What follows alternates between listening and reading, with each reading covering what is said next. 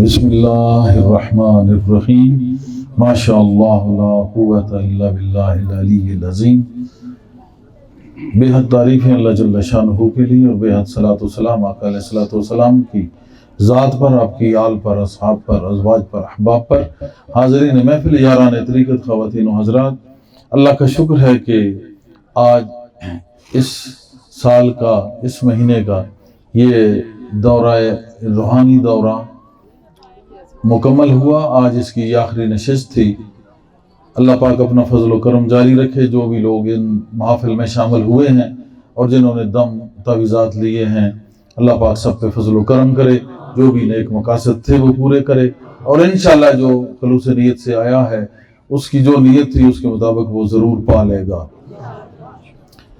بطفیل سیدنا غوث العظم، بطفیل جناب علی المرتضیٰ، بطفیل جناب رسول اللہ صلی اللہ علیہ وسلم، اللہ پاک سب پہ فضل و کرم کرے گا یقیناً۔ لیکن بات یہی ہے کہ نیت والمراد، جیسے نیت ہوتی ہے ویسے ہی اس کو عطا کیا جاتا ہے۔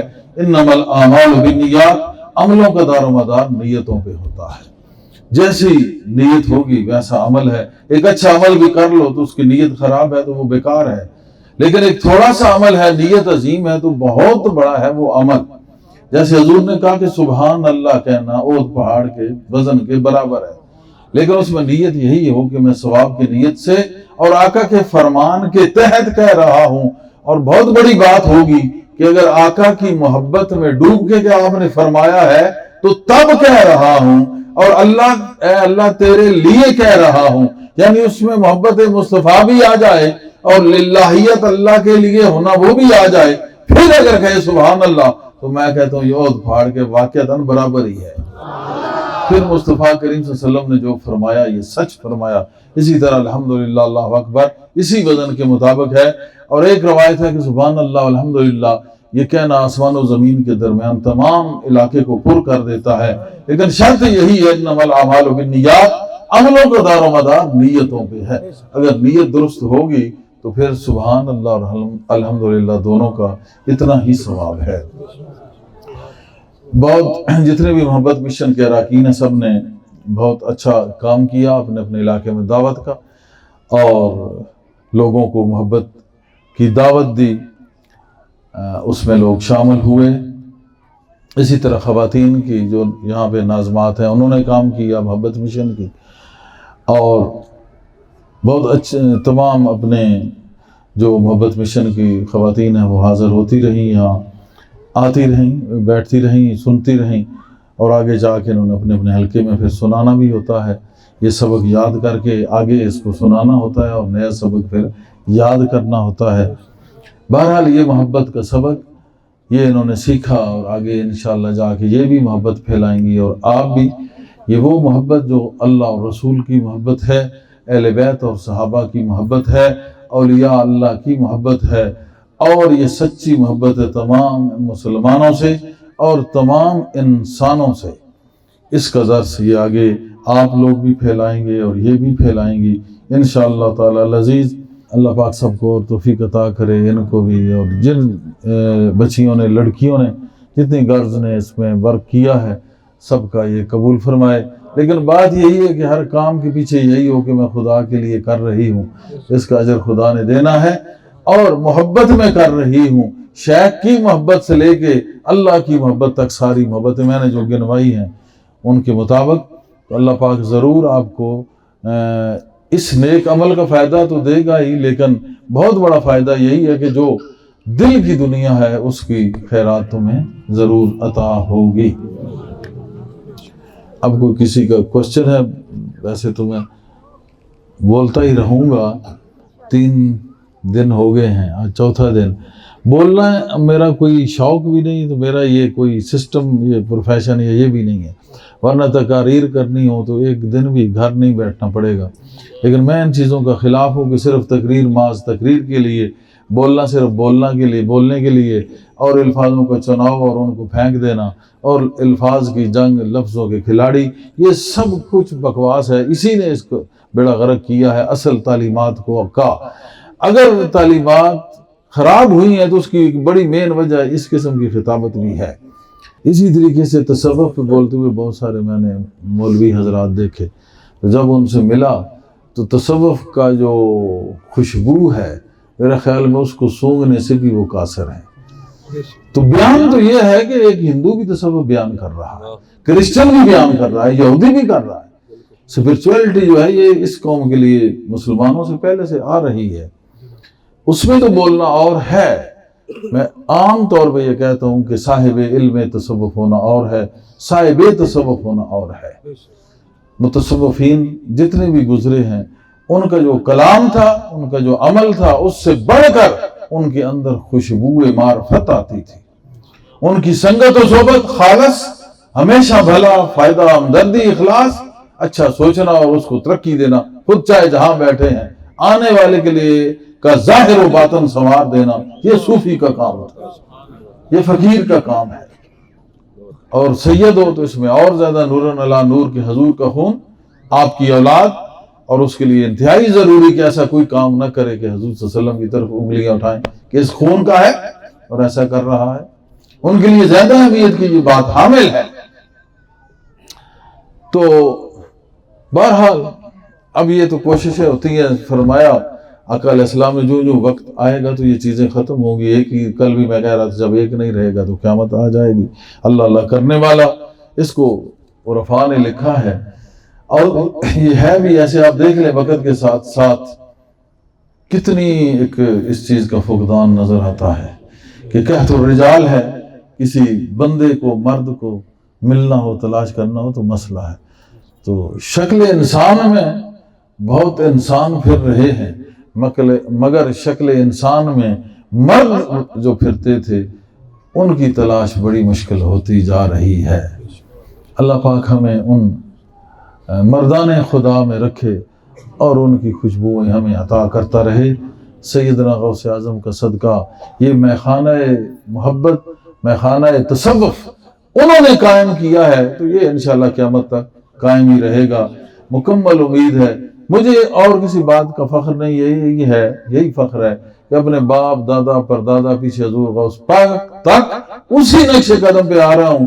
کبھی گڑبڑ اس میں آئے تو اس کو نکالنے کی کوشش کرتا ہوں، کبھی ادھر ادھر ہونے کی کوشش کی بھی نہیں، لیکن بہت مختلف قسم کے لوگ آتے جاتے رہتے ہیں، انہوں نے بھی ان چیزوں کو برداشت کیا، ہمیں بھی کرنا پڑتا ہے، لیکن کوشش یہی ہے کہ وہ راستہ، وہ پاتھ، وہ روڈ، وہ ٹریفک، وہ سڑک، اس کو نہیں چھوڑنا، اسی روڈ اور اسی راستے پہ قائم رہنا ہے۔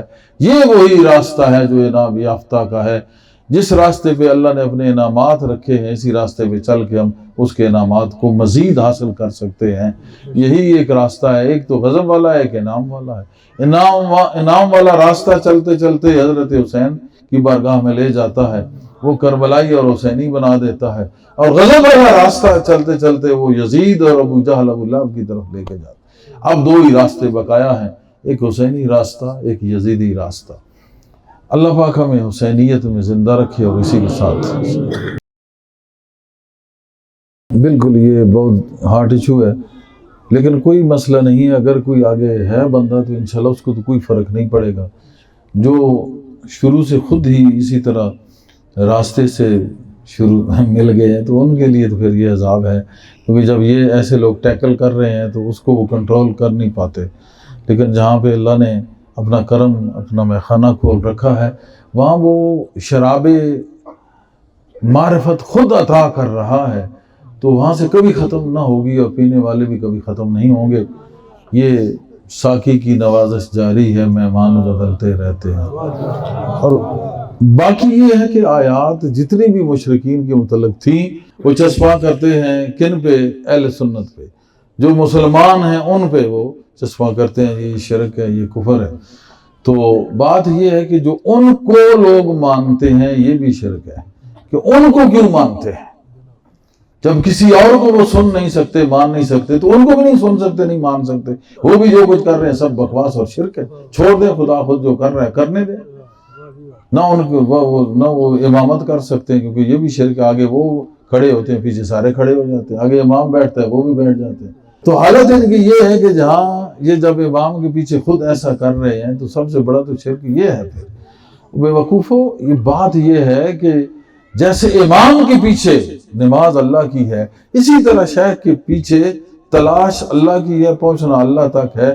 ہر راستے کا ایک راہبر ہوتا ہے، ہر فیلڈ کا ایک استاد ہوتا ہے، ہر محکمے کا ایک بڑا سرپرست ہوتا ہے۔ تو جتنے بھی ڈپارٹمنٹس ہیں ان کا اوپر ایک چیف ضرور ہوتا ہے، راہبر رہنما ضرور ہے، ہر ایک سبجیکٹ کا ایک ٹیچر ضرور ہے۔ وداؤٹ ماسٹر نو نالج، تم کیسے یہ نالج حاصل کر سکتے ہو؟ تو جتنی کفار اور مشرکین کی آیات ہیں وہ ادھر لگا دیتے ہیں۔ یہ تحریف اسی طرح یہود و نصارہ کیا کرتے تھے کہ قرآن کی آیتیں پڑھ کے اپنی مرضی کے مطابق ان کو چسپاں کرتے تھے۔ آپ نے ہسٹری پڑھی ہے، عالم دین ہے ماشاءاللہ، پی ایچ ڈی ہے، تو آپ دیکھ لیں یہود و نصارہ کا جو کام تھا وہ یہی مولوی کر رہے ہیں جو بد عقیدہ لوگ ہیں، گندے عقیدے سے تعلق ہے ان کا، وہ ساری وہ آیات وہ چیزیں ادھر لگا رہے ہیں۔ میں نے کل یہ آیت پڑھی تھی، آیا وسیلہ جو ہے، پھر انعمت علیہم کیا ہے، پھر اس کے علاوہ تمام تر قرآن کریم میں جتنا آیا، انبیاء کا ذکر کیا ہے، گائے کا تذکرہ کیا ہے، تمام تر صورتیں ہیں ان کے مختلف نام وہ کیا ہیں، صورتوں میں ذکر اور احسن القصص، یہ قرآن ہے، یہ قصے کیا ہیں، کن لوگوں کے قصے ہیں، یہ کیا یہ صرف کہانیاں ہیں یا حقیقتیں ہیں؟ اگر حقیقتیں ہیں تو ان لوگوں کا ذکر ہے اس میں، وہ اس میں پڑھتے اس کا تمہیں ثواب ملتا ہے۔ تو یہ ینگ جنریشن کا کل بھی میں نے بتایا کہ والدین کی ڈیوٹی ہے کہ بچوں کو سمجھائیں کہ ہم مسلمان ہیں، ہمارے یہ عقائد ہیں، اس طرح وہ بچے بچ جائیں گے اور پھر وہ والدین بھی بچ جائیں گے۔ ادروائز جو بچوں کو نہیں بتاتے وہ ان والدین کو بھی پکڑا جائے گا، وہ پیرنٹس بھی پکڑے جائیں گے کہ تم نے والدین کو بچوں کو اچھی تربیت کیوں نہیں کی ہے۔ تو ان کو سمجھائیں کہ ہم مسلمان ہیں، ہمارا صحیح العقیدہ ہے، ہمارا یہ عقیدہ ہے، ہم نے یہ کرنا ہے، اس طرح نماز پڑھنی ہے، یہ ذکر کرنا ہے، آقا علیہ السلام پہ یہ درود و سلام پڑھنا ہے، یہ خدا بھی کرتا ہے اور اس کے ملائکہ بھی، ہمیں بھی حکم ہے کہ ہم درود و سلام پڑھیں۔ اور اس میں بات ہوئی آئے گی والدین پہ، جو ہمارے خطیب حضرات ہیں، علماء اہل سنت، ان کا کام ہے کہ اپنی مسجد میں، مساجد میں وہ لوگوں کو اس کا صحیح طریقے سے جواب دیں، نہیں کہ ان کی جو ہے ان کو چھیڑنے کی ضرورت نہیں ہے، وہ جو کرتے ہیں چھوڑ دیں، وہ خود ہی اللہ پاک ان کو پوچھ لیتا ہے۔ لیکن جو مسئلہ بیان کرنا ہے وہ صحیح بیان کر دیا جائے، پیار سے بیان کر دیا جائے، ان کی اس پیچھے پڑنے کی ضرورت نہیں ہے، ان کی نہ کوئی اصل ہے نہ کوئی بنیاد ہے۔ اب آپ اس بات سے اندازہ لگائیں کہ جتنے یہ ہیں ان کا یا تو باپ ٹھیک ہے، باپ اگر غلط ہے تو دادا ٹھیک ہے، دادا غلط ہے تو ضرور پر دادا ٹھیک ہے۔ تو اس سے پہلے وہ جتنے تھے وہ کیا سارے مشرک و کافر تھے، جو کہ اصل مسلمان تھے، جو نماز کا جن کو فکر تھا، جن کو اچھے کاموں کا فکر تھا، راستہ صاف رکھتے تھے، اور کوئی حج پہ چلا جاتا تھا تو اس کی زیارت کرنے کتنے سفر کر کے جاتے، اور کیا اس کی ادب و احترام، اور جب جہاں نعت پڑھی جاتی تھی کتنے ادب و احترام سے سننا اور کس طرح، اور جمعے کا کیسے اہتمام، عیدین کا اہتمام، کہیں جہاں پہ کوئی واعظ کہتے تھے کہ آج واعظ ہو رہے ہیں، کتنا اس کا وہ احترام۔ ان لوگوں میں تو زیادہ دین کی محبت تھی اور زیادہ دیندار تھے اور مسجدوں میں جاتے تھے، سکون حاصل کرتے تھے، اللہ والے لوگ تھے۔ تو وہ جو اصل تھے وہ سب غلط ہو گئے۔ آج یہ نئی آنے والی جنریشن جو زیادہ سن 1900 سن کی ہے، پتہ ہی کوئی نہیں ہے ان کو کیا پتہ، 1445 سال پہلے جو گزر گئے وہ ٹھیک تھے، اب نئے آنے والی ہر چیز بدعت اور غلط ہوتی ہے، یہ خود بدعت ہے اور یہ خود غلط ہے، ان کا گزشتہ سے کوئی تعلق نہیں ہے۔ ہمارا تعلق ان لوگوں سے ہے جو آج نہیں، بہت عرصہ پہلے سے، شروع سے حضور، آپ کے صحابہ، اہل بیت اور اولیاء اللہ اور علماء ربانیین، علماء حق، ان سے ہوتا ہوا پورا ایک تسلسل متواتر یہ ایک نظام آ رہا ہے، ہمارا تعلق ان سے ہے۔ تو یہ صحیح ہے کہ نئی آنے والی چیز غلط ہو سکتی ہے، پرانی غلط نہیں ہو سکتی۔ دین پرانا ہی اصل ہوتا ہے جو حضور صلی اللہ علیہ وسلم دے کے گئے ہیں، اور جن لوگوں کا زمانہ حضور سے زیادہ قریب تھا وہ لوگ اصل تھے۔ ایک اپنے عشق کی بات ہوتی ہے، ایک بزرگ تھے پنڈی کے ایک علاقے میں، تو وہ ہمیشہ روٹی رات کو دوپہر کی کھاتے تھے، دوپہر کو صبح کی کھاتے تھے، اور صبح کو پچھلی رات کی۔ تو کسی نے پوچھا یہ کیا؟ انہوں نے کہا یہ روٹی جو ہے نا تھوڑی سی حضور صلی اللہ علیہ وسلم کے زمانے کے زیادہ قریب ہے، رات والی دوپہر کو جو کھایا، دوپہر والی رات کو کھا رہے ہیں تو دوپہر والی حضور کے زمانے کے قریب ہے، تو پچھلا جو وقت ہے وہ حضور کے قریب ہے، وہ زیادہ پیارا ہے۔ اب نئے نئی جو یہ کتورے نکل آئے ہیں، اور وہ بھی سوشل میڈیا پہ، جس کی کوئی اتھینٹسٹی نہیں ہے، نہ انہوں نے کسی باقاعدہ دارالعلوم سے پڑھا، نہ ان کا کوئی استاد ہے۔ استاد کے بغیر قرآن نہیں سمجھ آتا، نہ فقہ نہ حدیث سمجھ آتی، استاد کے بغیر کیا سمجھ آئے گا؟ بہت سارے معاملات ہوتے ہیں جو استادوں سے ڈسکس کیے جاتے ہیں۔ میں تو اسباق پڑھتا تھا، استاد کو ویسے چلنے نہیں دیتے، بعد استاد گرم ہو جاتے تھے، لیکن ہم بھی گرم ہی رہتے تھے۔ میں نے کہا ہم نے تو پوچھنا ہے، پڑھنے آئے ہیں، یہ کوئی معرفت تھوڑی ہے کہ تم توجہ سے یہ کر دو۔ میں کہا وہ توجہ ہمارے گھر کی ہم جانتے ہیں، روحانیت کے متعلق تم نہیں ہمیں بتا سکتے۔ علم ہے، اس میں پوچھیں گے کہ یہ اصل میں یہ ضربہ جو ہے یہ کیا ہے، ضربت کیا ہے۔ میں پوچھتا تھا اس میں کیا ہے، ہر مسئلہ منطق کا بہت سارے یہ پوچھنا چاہیے، شاگرد کا کام ہے۔ وہ علم ظاہر ہے، اس میں پورا ڈسکس بھی ہوتا ہے، علم باطن میں بھی ہوتا ہے۔ جب طالب معرفت نکلتا ہے تو وہ اپنے شیخ مکرم سے وہ پوچھتا ہوتا ہے، شیخ طریقت سے وہ پوچھتا ہوتا ہے۔ ساری چیزیں تو پوچھنے سے حاصل ہوتی ہیں، سوال جو ہے یہ بہت بڑا علم دے کے جاتا ہے۔ تو بغیر استاد کے انہوں نے قرآن پڑھا، بغیر استاد کے یہ حدیث پڑھ رہے ہیں۔ ضعیف کا پتہ نہیں، حسن کا پتہ نہیں، حدیث کے پتہ نہیں کتنے معاملات ہیں، بڑی گڑبڑیشن ہو چکی ہے۔ امویوں نے اتنی حدیثیں اس میں پتہ نہیں من گڑت لگا دی ہیں، جو صحابہ اہل بیت کے لیے وہ ادھر مکس کر دی، ان کو ادھر مکس۔ بہرحال تو یہ بغیر استاد کے نہیں پتہ چلتا۔ ناسخ منسوخ ہے، آیات ہیں، متشابہات ہیں، پتہ نہیں کیا کیا بلیات ہیں اسی میں۔ تو ان کو کیا پتہ بغیر استاد کی یہ سمجھ آتی ہے؟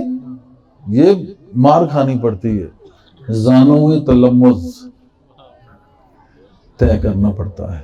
تو ان کا کوئی استاد تو ہے کوئی نہیں۔ تو جس کا کوئی استاد نہیں اس کی کیا اتھینٹسٹی ہے؟ استاد کا بھی پورا وہ شجرہ ہونا چاہیے کہ اس نے کس سے یہ دور حدیث کی سند لی، اس نے کس سے لی، وہ بھی متصل پیچھے کسی محدث تک ہونی چاہیے، وہ اس کو کہتے ہیں شیخ الحدیث۔ اب یہ سارے اٹھ کے جو بھی حدیث کی قرآن چاہیے وہ سارے شیخ الحدیث بنے ہوئے ہیں۔ قرآن کی جو تفسیر وہ پڑھا رہے ہیں، کبھی کسی دارالعلوم میں ہی نہیں کہ وہ تفسیر قرآن پڑھا رہے ہیں۔ تفسیر کے کتنے چکر ہوتے ہیں، کدھر سے کدھر مانے جاتے ہیں۔ یہ عربی ہے، اس کے ایک ایک الفاظ کے اتنے معنی ہیں کہ آدمی عقل دنگ رہ جاتی ہے۔ تو یہ بغیر استاد کے پڑھے ہوئے ان پڑھ علماء، انہوں نے ستیہ ناش کر دیا دین کا۔ سلطان ابو رحمۃ اللہ علیہ فرماتے ہیں اتقوا عالم الجاہل، کہ جاہل عالم سے بچو۔ اب عالم اور جاہل اس کی ضد ہے، عالم جاہل کی ضد ہے اور جاہل عالم کی ضد ہے، لیکن وہ کہہ رہے ہیں کہ عالم بھی جاہل ہو سکتا ہے، پڑھا لکھا جاہل۔ اور وقت آج یہ آپ کے سامنے پڑھے لکھے جاہل ہیں، پڑھ لکھ کے کیا بات ہے، کیا کر رہے ہیں؟ یہ ان لوگوں پہ اعتراض کر رہے ہیں جنہوں نے حضور صلی اللہ علیہ وسلم کی مجلس سے علم سیکھا، حضور کو دیکھا، ہر نشہ پھینک دیا، وہ نشہ مصطفیٰ کرتے تھے۔ حضور کو دیکھا، نماز ویسے پڑھی جیسے حضور نماز پڑھتے تھے۔ آپ نے کہا ایسے پڑھو جیسے میں پڑھتا ہوں، صلو کما رأیتمونی، ایسی نمازیں پڑھی، ایسا قرآن پڑھا، ایسے اٹھنا بیٹھنا، جہاد ایسا کیا، صبر ایسا سیکھا، علم حلم ہر چیز حضور سے سیکھی۔ تو ان پہ اعتراض کر رہے ہیں وہ ہم سے 1000 گنا کیا کروڑوں گنا بہتر ہیں۔ انہوں نے ڈائریکٹ حضور پر نور صلی اللہ علیہ وسلم سے نور باطن، نور علم حاصل کیا ہے۔ ہم میں سے کوئی بھی انسا نہیں ہو سکتا، وہ جیسے ان کے آپس میں معاملات ہیں، وہ صاف ظاہر آپس میں ڈسکس ہوتی ہے، ہمارے طلباء ہیں آپس میں ڈسکشن ہوتی ہے، ان کی تفاوت تفرقہ بھی ہوتا ہے، جوڑ بھی دیے جاتے ہیں، بہرحال آپس میں ایک تفرقہ تو ڈسکس تو ہوتی ہے۔ دشمنی غلط ہے، آپس میں اختلاف علمی یہ تو ہوتا ہے، کسی سے دوست سے بھی ہوتا ہے، ایک دوست کہتا ہے یار ایسے، وہ کہتا ہے نہیں یار ایسا کر لینی، پھر ایسا کریں گے تو ایسا ہوگا، وہ کہتا ہے ایسا کریں گے تو ایسا ہوگا، یعنی اختلاف تو ہوتا ہے۔ تو یہ ان لوگوں کا اختلاف ہے، یہ اٹھا کے آپ پبلک میں جاہل آدمی کو ہے وہ پھینک دیتا ہے، بچے کہتے ہیں ہاں اصل میں بات تو یہی ہے، ان کو تو پتہ ہی نہیں تھا، اصل تو ہاں اب ہمیں پتہ چلا ہے اسلام تو یہ ہے، اور اس طرح ان کا رگڑا نکل رہا ہے، جہنم کا ایندھن بن رہے ہیں۔ ڈرو اللہ سے، حضور صلی اللہ علیہ وسلم کے غلاموں پہ، آپ کے عاشقوں پہ انگلی اٹھا کے تم کون ہو بھائی، تمہاری تو کوئی بات ہی نہیں ہے۔ بات تو ان کی ہے کہ جن کے ہو کہ تم کہلاتے ہو تو پھر تم مانے جاتے ہو. یہ وہ مسلمان ہیں جو فلاں تھے حضور صلی اللہ علیہ وسلم، ان کے اہل بیت اور صحابہ جو تھے، پھر ان سے آگے پھر تبع تابعین و تبع تابعین، اور یہ وہ مسلم، یہ ہماری جو ہے آئیڈینٹی ہے. ہم ان کو چھوڑ کے خود مسلمان ہو ہی نہیں سکتے. تو یہ بڑا ظلم ہے. تو اس وجہ سے اس چیز سے بچنا بہت ضروری ہے. بڑی بات میں نے کل بھی کی، آج بھی، کہ اپنی اولادوں کو سمجھاؤ، ان کو بتاؤ کہ ہم کون ہیں. مسلمان ہونے کے ساتھ ساتھ ہمارا عقیدہ کیا ہے. بچیاں بھی، بچے، لڑکیاں لڑکے سب سمجھیں. اپنے بچوں کو بچپن سے ہی بتائیں. انشاءاللہ چھوٹے بچے کو تم بتا دو، وہ کبھی بھولتا ہی نہیں، وہ کبھی بھولتا ہی نہیں. سب سے بڑی درسگاہ والدہ اور والد ہوتے ہیں، اپنا گھر ہوتا ہے. سب سے بڑا دارالعلوم یہ ہوتا ہے. تو اگر والدہ اور والد یہ ان کو بتائیں گے تو ہو جائے گا. اتنی ساری باتیں تو تم لوگ جانتے ہو نا. یہ تو ساری، یہ 4 دن جو یہاں بیٹھا ہے، بہت ساری باتیں تو اس میں بھی سب سیکھنا چاہے تو سیکھ سکتا ہے. یوٹیوب پہ موجود ہے، اس کے علاوہ بھی آپ سن سکتے ہیں. باقی ہماری بکس ہیں وہ آپ پڑھ لیں. ویسے بھی یہاں جتنا ٹائم ہوتا ہے ہم دیتے ہیں ایک بندے کو، لیکن وہاں پہ ٹائم ہوتا ہے، وہاں بھی کبھی آئیں اور اس پہ آتے ہیں، ٹھیک ہے. اس کے علاوہ بیٹھ کے وہاں کوئی پوچھیں، کوئی مسئلہ ہو تو آپ پوچھ سکتے ہیں. متین کو کہیں فون پہ سوال کر دیں، وہ مجھے بتاتا ہے، میں اس کو وہاں سے بتا دیتا ہوں جو آپ کے مسائل ہیں اس کے مطابق. اس طرح بھی علم سیکھا جاتا ہے. صحابہ نے حضرت ام عائشہ صدیقہ رضی اللہ عنہا سے اس طرح علم سیکھا ہے، پوچھتے تھے. اور صحابیات سے بھی علم سیکھا ہے، تو آپ بھی آگے سکھا سکتی ہیں. مردوں نے مردوں سے سیدھا. حضرت ابو ہریرہ بتاتے تھے حضور نے یہ کہا یہ کہا. حضرت انس بن مالک بتاتے تھے، ابو درداء رضی اللہ عنہ، تمام صحابہ سب بتاتے تھے. صدیق کو، عمر، عثمان و حیدر سب. مولا علی نے فرماتے ہیں کہ مجھ سے انہوں نے پوچھا ہی کچھ نہیں، اگر پوچھتے تو میں وہ بتاتا کہ جس کو آج تک کوئی جان نہیں سکا، صرف حیدر نے جانا. میں وہ بتاتا یہ حرام حلال، بچے دیسی انڈے. اس قوم کا شروع سے یہ خیال، یہی ذہن ہے، اسی چکر میں ہوتے ہیں کہ شیطانی اور 2 نمبری کے. لیکن ٹھیک ہے، یہ بھی اللہ نے بنائے ہیں، خود ہی ہدایت دے گا. نہیں دے گا تو اس نے یہ ٹھکانہ بھی بتایا ہوا ہے. اللہ ہمیں اس ٹھکانے سے بچائے. وہ بیسل میعاد ہے، برا ٹھکانہ ہے، اس سے ہمیں بچائے اور اپنی محبت میں، اپنی جو محبت کی جنت ہے اس میں رکھے. توحید کا اصل جو طالب ہے وہ ہے ہی فقیر. توحید کا طالب ہے ہی فقیر. ان کو توحید کی سمجھ ہی نہیں ہے. یہ پتہ نہیں کس چیز کو توحید مان بیٹھتے ہیں.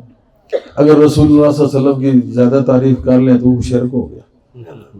اور کسی صحابہ کی تعریف، اہل بیت کی تعریف، حضرت حسین بن علی کی تعریف یا علی بن ابو طالب کی تعریف، کسی کی تعریف آپ کر لیں، غوث اعظم کی، کسی سید کی، کسی فقیر کی، تو ان کو پیڑ پڑ جاتی.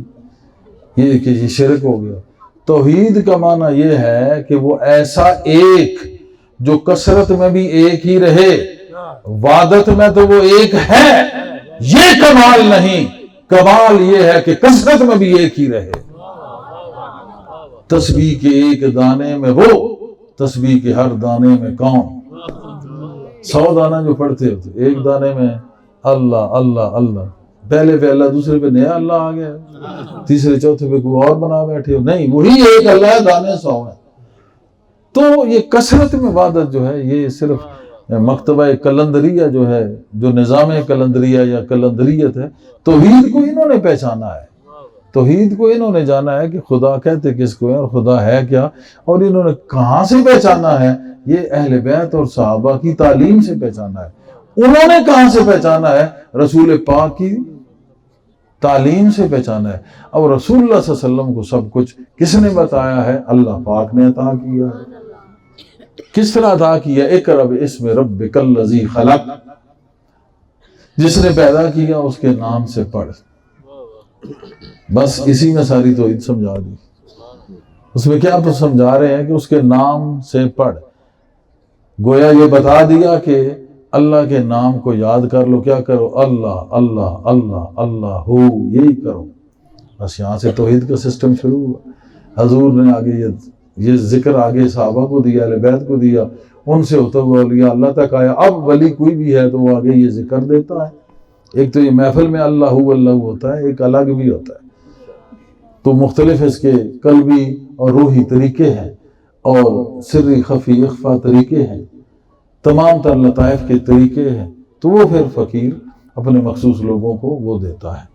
تو یہ وہ ذکر اپنا اس کا نہیں ہے، یہ وہی ذکر ہے جو اللہ نے حضور کو عطا فرمایا، حضور نے آگے امت کو عطا فرمایا، اور تمام امتی اعلیٰ جو تھے حفظ مراتب کے تحت ہوتا ہوا عام ایک اللہ کے درویش فقیر تک پہنچا، فقیر نے آگے اس کو لیا اور لوگوں کے دلوں میں پھیلا دیا۔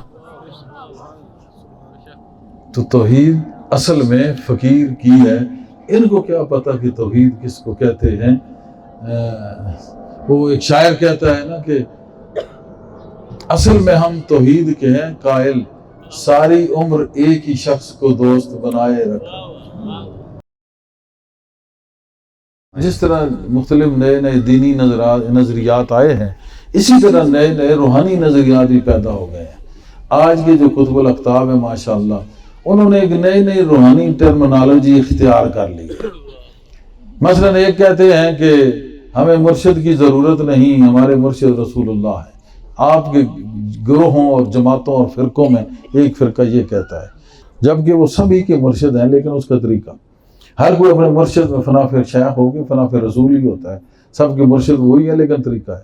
حضور نے خود بتایا کہ اپنے امیر کی اطاعت کرو، اپنے اماموں کے ساتھ بلائے جاؤ گے، اور جس سے محبت ہوگی تم اسی کے ساتھ ہوگے۔ تو یہ ساری چیزیں کیا، اور بھی بہت سارے دلائل، اب یہ وقت نہیں ہے۔ تو ایک فرقہ یہ کہتا ہے کہ تمہیں مرشد کی ضرورت نہیں، تم ڈائریکٹ حضور صلی اللہ علیہ وسلم کے مرید ہو۔ یہ کہتا ہے نہیں، مولا علی کے مرید ہو، ڈائریکٹ کسی کی ضرورت نہیں، شیخ پیر ہمارا مولا علی۔ ایک اور وہ کہتا ہے جی کہ ڈائریکٹ ہی تم حضور غوث اعظم کے مرید ہو، جو بھی ہمارا ہوگا وہ جا کے ادھر مرید ہو جائے گا، مختلف طریقوں سے۔ تو ہر کسی نے اپنا ایک تصوف، آج کے جو یہ پیر صاحب کہتے تھے کتب کل، ان کتب کلوں نے اپنا نئی ایک روحانی ٹرمنالوجی بنا لی ہے، اس کا کوئی بھی گزرے ہوئے اور اہل اللہ سے کوئی تعلق نہیں ہے۔ اسی طریقے سے انہوں نے ٹرمنالوجی یہ نکالی ہے کہ آپ مرید ہو گئے ہیں، مثلا ڈاکٹر شواز صاحب کے، تو طالب جو ہے وہ آپ ہو جائیں، مبشر صاحب آ گئے ہیں امریکہ سے اچانک، تو آپ طالب ان کے ہو جائیں، کیونکہ یہ اتنے دور سے اچانک آ گئے ہیں، تمہارے گھر آ گئے ہیں۔ مزیداری کی بات یہ ہے، مرید آپ ٹکے رہے، طالب ادھر آ جائیں۔ اب اس سے بندہ پوچھے کہ وہ مرید ہے یا بٹیٹر ہے، کہ مرید تو ادھر ہو گیا، ارادہ اس نے ادھر کر لیا، سارا کچھ ادھر وہ دفع ہو گیا۔ ہونا چاہیے اپنے آپ کو ختم کرنا ہے۔ مرشد میں جو اپنے آپ کو ختم نہیں کر سکا، میں اب نہیں کر سکا، فنا نہیں کر سکا، مرید کس کا ہے؟ وہ تو ایسے ڈرامہ ہے، فلم ہے۔ تو اگر وہ تم میں کوئی میب ہے، فنا پھر شیخ ہے، کیا اس کو مبشر نظر آنا چاہیے؟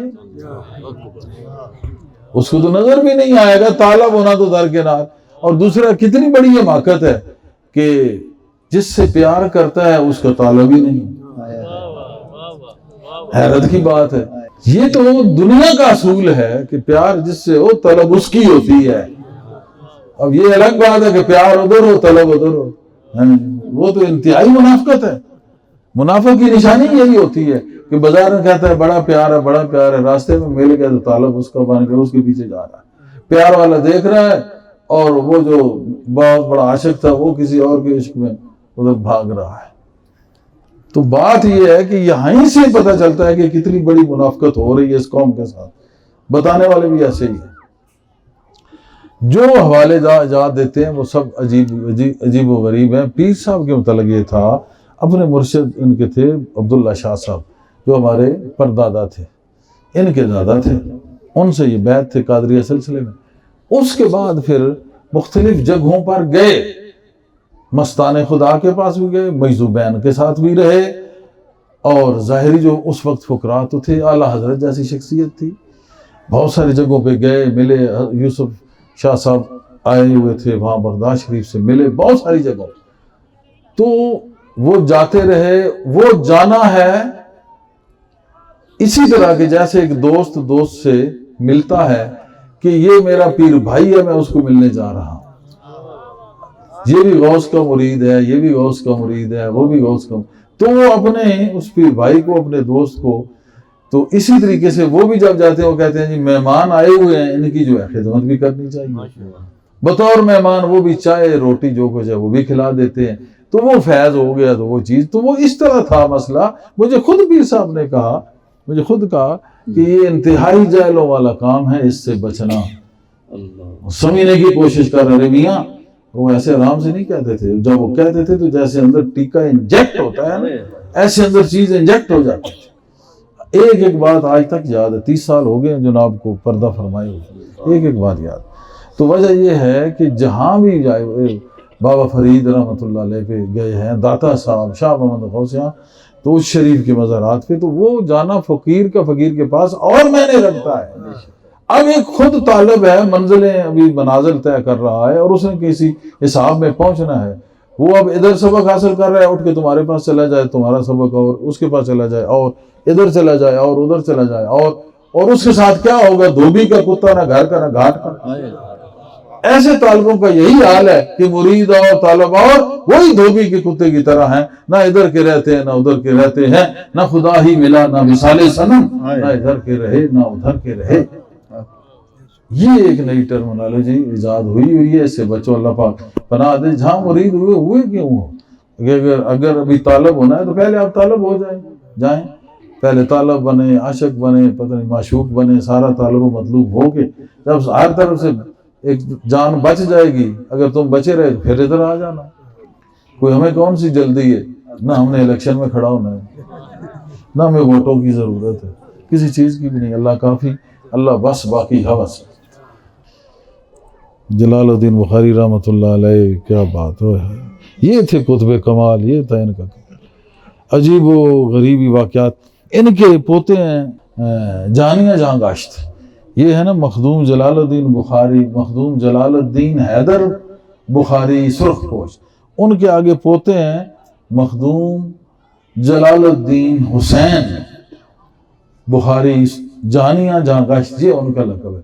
तो हमारे बड़े दादा पीछे बाबा साहब वो तशरीफ़ ले आए उस शरीफ, जब उनके मज़ार के पास बैठे, फिर उन्होंने वो स्वागत किया, वो खुशामदेद कहा, अजीब व गरीब। उसी वक्त एक आसमान से दस्तरखान उतरता है, वहाँ पे उसमें खाना खाया जाता है, 7 लोग खाते हैं, आमने सामने बिलमुशाफा गुफ्तगू होती है। सारा कुछ जनाब की किताब में मैंने पढ़ा, आज तक मौजूद है। आज का बंदा कहेगा जी ये कैसे हो सकता है, ये ऐसे हो सकता है जो तेरे अकल की बात ही नहीं, तुझे क्या पता चले कि ये। अब इसे कहोगे एटम बम बनाने, इसको क्या पता एटम क्या है और एटम बम बनता कैसे है। बल्कि कोई नहीं जानने वाला तो उसके आम कोई उसे कह लो कि ये मैक कैसे बना है, वो नहीं बता सकता।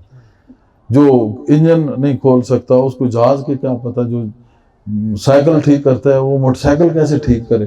तो जब तुम्हारे नॉलेज में नहीं तो तुम्हें क्या पता ये कैसे होता है। ये ऐसे होता है, रूहानियत की अपनी मिसालें हैं। अब तो ये साइंटिफिकली भी प्रूफ हो रहा है, तो जनाब वहाँ बैठे, तो फिर आपने वहाँ शेर भी लिखा जो बाद में अभी तक वहाँ लिखा भी रहा, आप बड़े शायर थे। तो ये वो बुखारी ख़ानदान एक पंजाब की धरती में पहला कदम रखा और यहाँ नूर इस्लाम फैलाया, और बड़े प्यार वाले और आशिक लोग थे। और बहाउद्दीन ज़करिया रहमतुल्लाह अलैह के वो खलीफा थे।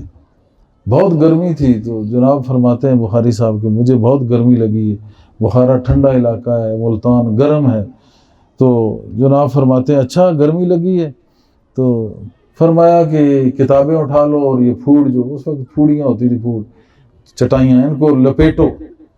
तुलबा ने कहा हजूर मतला जो है वो साफ है। आपने कहा लपेटो जल्दी। तो इतनी किताबें रखी गई, जो ही लपेटते गए बादल आना शुरू हो गए। जो ही बादल आए तो वो बरसे और इतना औला, सारे मुल्तान में इतनी ठंड हो गई। बुखारी साहब ऐसे कांप रहे थे, इतनी ठंड हुई। फिर उनको बुलाया कि बुखारी साहब मुल्तान बेतरस्त या बुखारा, तो उन्होंने कहा मुल्तान बेतरस्त। अल्लाह अकबर। इस तरह इन लोगों ने इस दीन को आम किया, रूहानियत को आम किया, रात दिन इल्म ज़ाहिरी के साथ साथ इल्म बातनी की तालीमात। जब ये दौरा होता था वहाँ 3-3 मील टेंट लगे होते थे। ये जो थे हज़रत बहाउद्दीन ज़करिया मुल्तानी रहमतुल्लाह अलैह, शेखुल इस्लाम वल मुस्लिमीन, बहुत बड़ा इनके यानी कि ना मकाम है। और वक़्त के ये गौस हैं, गौस सकलैन इनका लक़ब है, और शेख कबीर अल मुनीर इनके ये लक़ब है। उस जगह पे आके मुरीद कौन हो रहे हैं? मखदूम जलालुद्दीन बुखारी, जो कुतुब कमाल चारों कोनों का पीर है। اب اندازہ کریں کیسی ہستیاں، کس طرح انہوں نے رات دن محنت کر کے اور تمہارے جو آج تک تمہارے تک جو بھی دین پہنچا ہے اور جو روحانیت پہنچی ہے، جو فیض پہنچا ہے، یہ لوگوں کی مرہون محنت ہے۔ آج کوئی بھی جو ہے کم ظرف کمینہ اٹھتا ہے، ان لوگوں پہ جا کے وہ باتیں کرنا شروع کر دیتا ہے۔ حیرت کی بات ہے، اس کی کیسی جرت، ایسوں کو تو ایک سیکنڈ بھی وہ نظر نہ آئے۔ لیکن بات وہی ہے کہ یہاں پہ نہ کوئی لا ہے، نہ آرڈر ہے، نہ قانون ہے، نہ کوئی کچھ بھی ہے، کچھ بھی نہیں، جو مرضی جس کو کہتا پھرے۔ عام بندے کو کہنا بھی ایک بہت بڑا ظلم ہے۔ اور ان لوگوں کو جو اسلام کے مینار ہیں، جو روشنی کے مینار ہیں، روحانیت کے چراغ ہیں، چراغ اسلام کے ساتھ ساتھ چراغ دل بھی ہیں، ان لوگوں میں تلک بکواسات ہو رہے ہیں۔ میرا خیال میں جو اتنی توہین ہو رہی ہے اولیاء اللہ کی، اسی کی پاداش میں اس ملک اور اس قوم کا حال بھی بدترین ہو رہا ہے۔ اللہ پاک نجات عطا فرمائے۔ اور سمجھ آ گئی کہ مرید اور طالب مطلوب یہ ایک ہی چیز کے نام ہیں۔ یہ بہت بڑی غلطی ہے کہ مرید کدھر طالب کدھر، اور ایسا ایک بھی نہیں دکھا سکتے کہ وہ کامیاب ہو، نہ وہ ادھر کا رہے گا نہ ادھر کا رہے گا، درمیان میں وہ بیڑا غرق ہوتا رہے گا اس کا۔ ویسے نا حضور آپ نے پرسوں بھی بیان میں فرمایا، آج بھی فرمایا کہ مولا علی مشکل کشا سے لوگ سوال و جواب کرتے تھے، ان سے پوچھتے تھے یعنی کہ یہ جاندار انڈے دیتا ہے یا بچے دیتے ہیں، اور دیگر سوال پوچھتے تھے۔ تو کسی نے مولا علی سے یہ نہیں پوچھا کہ حضور آپ کیا ہیں؟ تو بڑے ادب کے ساتھ میں آپ سے سرکار آپ کی خدمت میں سوال ہے کہ حضور آپ کیا ہیں؟ دیکھو میں تو ناچیز ہوں، باقی جو بھی ہوں، میں اکثر کہتا ہوں میں آج تک جو بھی ہوں یہ آپ کی عنایت ہے۔ تو مقصد یہ ہے کہ میں تو ناچیز ہوں، مجھے نہیں پتا، انا معرف فی هذه الجملہ۔ اللہ پاک ہمیں حضور صلی اللہ علیہ وسلم کی محبت عطا فرمائے اور اپنے شیخ کے نقش قدم پہ چل کے حضور صلی اللہ علیہ وسلم کے نقش قدم تک پہنچنے کی توفیق عطا فرمائے۔ اتنا پیارا نبی، اتنا پیارا نبی، صبح مسجد نبی میں آپ نماز پڑھ کے نکلتے تھے، بخاری مسلم راوی ہیں، تو جو صحابیات تھیں، خواتین، لڑکیاں یا درمیانی عمر بڑی عمر، وہ ہاتھ میں نا اس طرح کٹورے چاہ کے نا کھڑی ہو جاتی تھی۔ اس وقت کا جو وہ ہوتا تھا گلاس وہ اٹھا کے کھڑی ہوتی تھی، اس میں پانی ہوتا تھا، تو حضور اس میں ایسے انگلیاں ایسے ڈبوتے جاتے تھے، پھر وہ پانی جو ہے مس ہو جاتا تھا، یعنی اس کو لمس مصطفیٰ حاصل ہوتا تھا۔ پھر وہ جا کے اپنے گھر مریض کو کسی غم پریشانی میں وہ پیتے تھے تو وہ بندہ ٹھیک ہو جاتا تھا۔ تو ایک دفعہ جناب عمر نے کہا کہ رک جاؤ، یہ ٹھنڈا پانی ہوتا ہے اور آپ سرکار آپ ہاتھ نہ لگائیں کہ آپ کو تکلیف ہوتی ہے، سردیوں کا موسم ہے، ٹھنڈا پانی ہے اور ہاتھ آپ کے ٹھر جاتے ہیں، دوسرے لفظ میں پنجابی میں ٹھر جاتے ہیں ٹھنڈے۔ حضور نے منع فرمایا کہ نہیں، ان کی محبت ہے، میں بالکل ہاتھ ٹھرتے ہیں لیکن میں آپ جناب پھر اس طرح وہ ہاتھ اس میں ڈبوتے جاتے اور وہ صحابیات، اور وہ جا کے گھر اپنے بچوں کو، خامن کو، آپ بھی جو بھی پیتے تو وہ سب ٹھیک ہو جاتے۔ دیکھو اتنی امت سے، اتنا امت سے پیار، کہ کتنا وہ خیال رکھتے تھے، کتنا وہ پیار کرتے تھے، کس قدر پیار کرتے تھے۔ تو یہی طریقہ ہمیں سمجھایا گیا کہ حال جیسا بھی ہو، سردی ہو گرمی نہیں، یہ دیکھنا چاہیے کہ کسی کے فائدہ ہو رہا ہے تو ضرور فائدہ سوچیں۔ فائدہ سوچنا ہی دین ہے، اسلام ہے اور ثواب ہے۔ باقی اپنی اپنی عبادت تو سارے کرتے رہتے ہیں، بہت سارے ایسے بھی عبادت کرتے ہیں کہ نماز اپنی پڑھتے ہیں، احسان دوسرے پہ چڑھا کے آ جاتے ہیں، اور بہت سارے ایسے بھی سجدے کرتے ہیں کہ نماز پڑھی، سجدہ کیا، مصلی پہ پھینکی، نماز واپس آ گیا۔ بعض ایسے بھی ہیں۔ وہ نماز پڑھو جو تمہارے ساتھ آئے، اسی کو کہتے ہیں قائم کرنا، پڑھ کے آنا اور ہے، قائم کر کے آنا اور ہے۔ تو جو تمہارے ساتھ رہے وہ نماز، اور اس میں ضرور یہ ہوگا کہ جب بھی ہمدردی اور اخلاص کا وقت آئے گا تو تم کامیاب ہو جاؤ گے، کیونکہ نفس تو روکے گا کہ پانی ٹھنڈا ہے، لیکن نفس مر چکا، وہ تو حضور کا تو نفس آپ نے کہا میں نے مسلمان کر لیا، یہ ایک بشری تقاضوں کے تحت تھا۔ ویسے تو آپ تو کیا تھے، وہ تو حقیقت مصطفیٰ کو کون جانے، لیکن آپ نے بظاہراً فرمایا کہ میرا جو شیطان ہے میں نے مسلمان کر لیا۔ تو نفس روکے گا کہ اب تھکاوٹ ہوگی، اب بیٹھنا، اتنا ادھر جانا، یہ کرنا، سارا ہمارے ساتھ ایسے ہوتا ہے۔ لیکن یہی بات ہے کہ اگر ہمدردی خالص ہو، اخلاص ہو، تو انسان اپنی تمام تر راحتوں اور آسانیوں کو چھوڑ دیتا ہے، بندوں کے لیے آسانیاں اور راحتیں تلاش کرتا ہے۔ اس وجہ سے ایک دوسرے کے ساتھ اگر آسانیاں پیدا کرو گے اور ایک دوسرے کو محبتیں پہنچاؤ گے تو یہی محبت مشن ہوگا نا. تو جب اس محبت مشن پہ چلو گے تو سمجھو عین مسلمان ہو, عین اسلام پہ عمل تم کر رہے ہو, اور یہی اسلام ہے. اللہ پاک ہمیں اس پر استقامت عطا فرمائے. آمین. وصلی اللہ علی حبیب محمد وآلہ وصحبہ وبارک وسلم برحمتک یا ارحم الراحمین. آمین.